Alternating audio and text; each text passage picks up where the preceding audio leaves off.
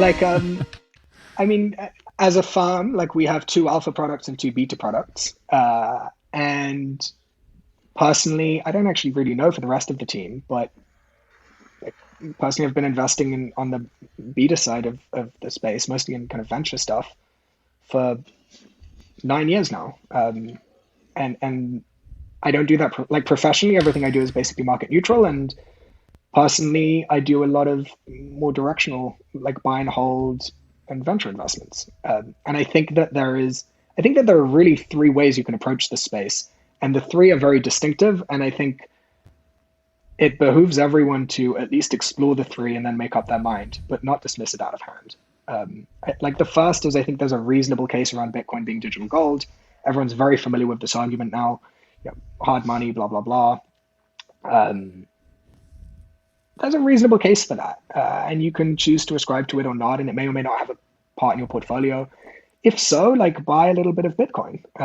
I don't think that's an unreasonable thesis to have. The second is to say, I don't know about the Bitcoin, but I like the tech, and this kind of technology is interesting.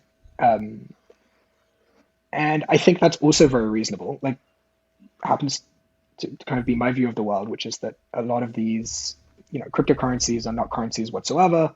That what we're building is kind of new piping for the internet. That 10 years from now, this will kind of just be like core internet protocols. It's just going to layer in. You're going to use it. You won't know that you use it in the same way that you don't know whether the backend to Uber is on AWS or Google Cloud, and you really don't care. And I think that's the direction that we're headed in. And I think that the architectures around kind of crypto networks are extremely interesting for like delivering public services over the internet. The level of complexity, of technical complexity and risk that you're taking there is huge. It's PhD level. And like I talk to these LPs who would never dream of investing in early stage biotech on their own. They don't just like write angel investments in biotech.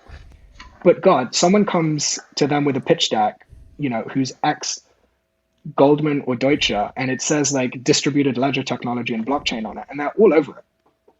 And they say, this guy's, changing the world. He's got a cryptocurrency, blah, blah, blah.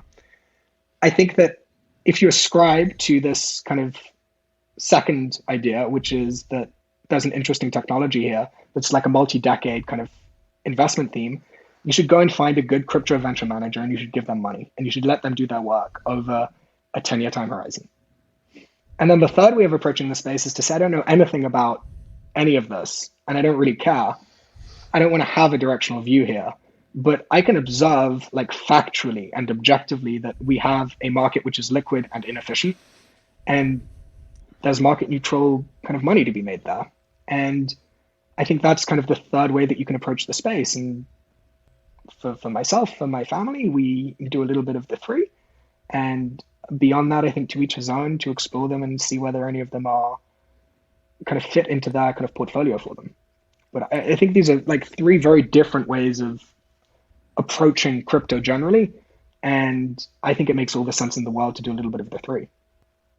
So that would be my answer to the, and all of my friends I are just telling think me you did. I just for think you doing launched. 20%. I think Nickel launched the long position funds just so they don't want to get any vitriol from the Twitterati, just to make They're not sure really that on no, Twitter. we have that too. Don't hate me.